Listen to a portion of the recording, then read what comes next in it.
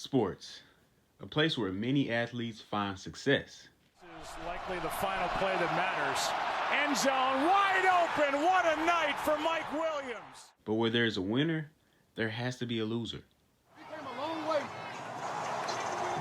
You hear me? Come here, I love you, bro. Good. It's one thing to watch the game, but another to analyze it. Let's talk about the numbers. You ready? YouTube, what's going on, man? Back at it again with another video. It's your boy, Numbers Fan Jay. We dropping the third video today. Yes, sir, you already know what's going on. I know you're watching the playoffs, so I'm gonna make this quick for you.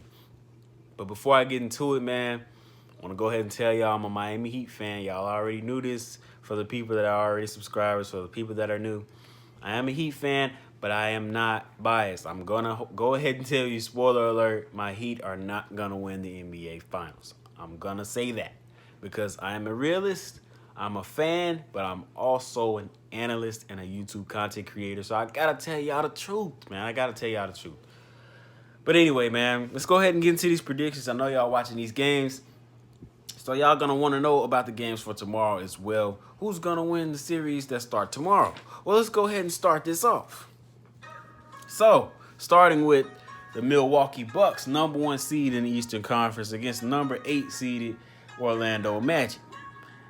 Bucks 2019, coming off the Eastern Conference Finals loss to the Raptors. I did misspeak last video. I said that the Celtics were up on the Bucks 2-0. No, the Bucks were up on the Raptors 2-0, and the Raptors won 4 straight. So, fix that. Now, the Bucks, highest scoring team in the NBA, highest point differential, first in defensive field goal percentage, first in rebounding, third in blocks. This team is great on both sides of the ball. This series should be pretty short. I expect a sweep because the Magic are the 24th in scoring and 23rd in three-point percentage allowed. Icing on the cake for me, the Bucks swept the season series 123-91, 110-101, 111-100, and 111-95. Magic just aren't good enough offensively. They have Vucevic, but that's it. They really don't have any other guys that can scare anybody at any time. Just being honest. Bucks have Giannis. Yes, I'm rhyming bars. Magic don't have anybody to stop Giannis. That's what it boils down to. But I have to go ahead and give y'all the numbers. Y'all know I'm here to give you the numbers. The Numbers Fan Jay. But anyway, moving on. The second series taking place tomorrow. After that 12 o'clock series. The 3 o'clock, well, 12:30 Central Time series. 3 o'clock Central Time, my Miami Heat will be taking on the Indiana Pacers, the 4-seeded Pacers versus the 5-seeded Miami Heat. The Pacers, last year, were swept by the Celtics in the first round. My Heat, on the other hand, did not make the playoffs last year. They went 39-43, made the 10th seed, didn't make the playoffs, right? We were close, but we didn't get in. Okay? So, the Pacers, coming into this postseason, were 23rd in points per game, so they don't score a whole lot, but they are second in field goal percentage. So this team does not miss. That's pretty much what this is saying. They don't shoot a lot of shots. They're 18th in field goals attempted. They don't move very fast offensively, but they do take high percentage shots.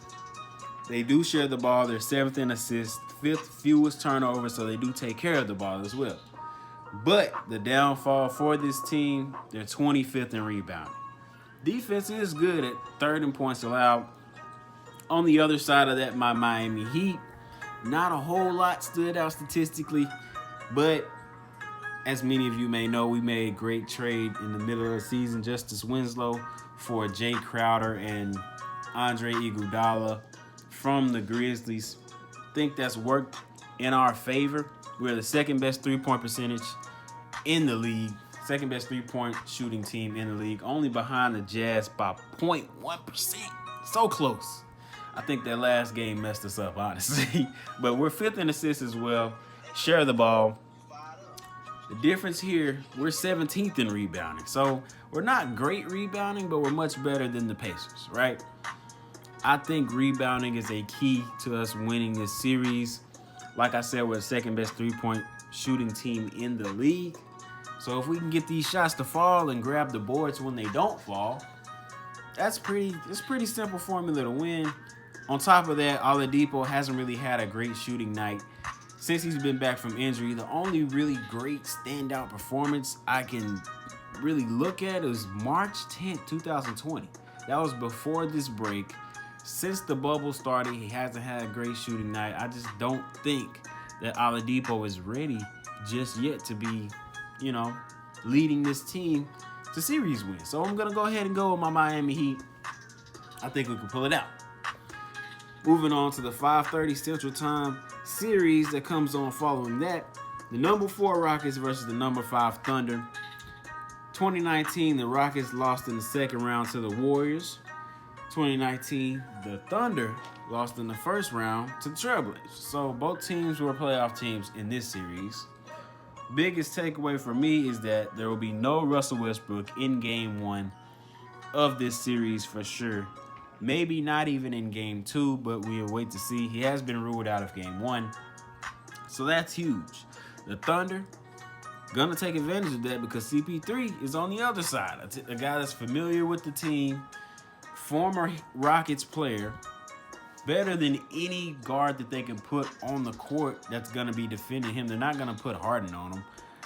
Whoever's gonna be defending him, he has the advantage over them. He's been practicing with those guys. He's a vet. He knows what to do.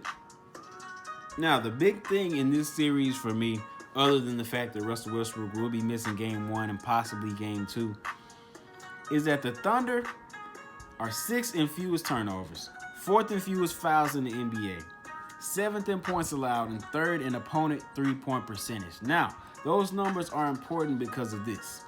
The Rockets are 2nd in free throw attempts. We know James Harden loves to get to the line. Russell Westbrook could push the ball, loves to get to the line, right? If you're not fouling him, how can he get to the line? This team, the Rockets, are number 1 in three-pointers made and attempted. They attempt more threes than anybody else. They have been doing it for the last 3-4 years. That's what they do. They shoot threes. Well, the Thunder counteract that by being 3rd in opponent three-point percentage. So they're counteracting everything that the Rockets are good at doing. That's why I give the advantage to the Thunder. Russell Westbrook being out just makes me even more certain that the Thunder can pull out this upset and Chris Paul can mark Russell Westbrook and James Harden's legacies down another notch into just regular season players. So I'm putting my money on the Thunder. In the final series, of course, 8 o'clock Central Time, we got the Los Angeles Lakers, the number 1 Los Angeles Lakers, against the number 8 seeded Portland Trailblazers. The Lakers last year did not make the playoffs. They went 37-45. Brian got hurt when they were looking their best. Could not bring them back into it when he came back from injury. Trailblazers were swept in the Western Conference Finals by the Golden State Warriors, who went on to take the Raptors to 6 games in the finals. So, the Lakers, number 1 in field goal percentage, 5th fewest turnovers. Now remember that. We're going to come back to that. Number 1 in blocks, 9th in rebounds, 5th in steals. So this is a top 10 team in very important categories across the board, right? 23rd in three-pointers attempted and 28th in three-point percentage. So they don't take a lot of threes and they don't make a lot of threes, right? They find other ways to score, getting to the free throw line, scoring on fast breaks. That's what this team does. Trailblazers, on the other hand, number 6 in points per game, number 3 in three-point percentage, 23rd in three-pointers attempted, and 3rd in three-point percentage defense. So, last in assists, 28th in steals, 2nd in blocks. Now, remember I told you guys that the Lakers are the 5th in fewest turnovers in the league. Well, the Trailblazers are 28th in steals. They're not able to take the ball away, right? And that's not a good thing for the playoffs. You got to generate extra possessions for yourself because you're not going to make every shot. That's just what it is. You're not going to make every open look either. So you got to generate even more open looks in the postseason to try to score more points. The Trailblazers are also 26th in points allowed and 29th in opponent three-point percentage. Sorry, I misspoke earlier. I meant to say Trailblazers are 29th in opponent three-point percentage. They're third offensively in three-point percentage. Okay? So, I'm going to have to go with the Lakers. I think the Lakers are going to have a clean sweep here because the Trailblazers defense is just trash. That's just what it boils down to. The Lakers, on the other hand, can play well on both ends of the court. And that's what you have to do to be able to win in the playoffs. So, that's where I'm leaving, man. Leave a like, leave a comment, subscribe if you haven't already. Hit that notification bell if you're new. Thank you for your view. I appreciate you. Get back to watching these games, man. Very interesting going on so far. Did y'all see Donovan Mitchell and Jamal Murray with the show in that series in game 1? Boy, I told y'all that was going to be a great series. Let me know what y'all think down below, man. Do you agree with any of my picks? Do you disagree with all of my picks? Let me know. It's your boy, Jay. We out of here.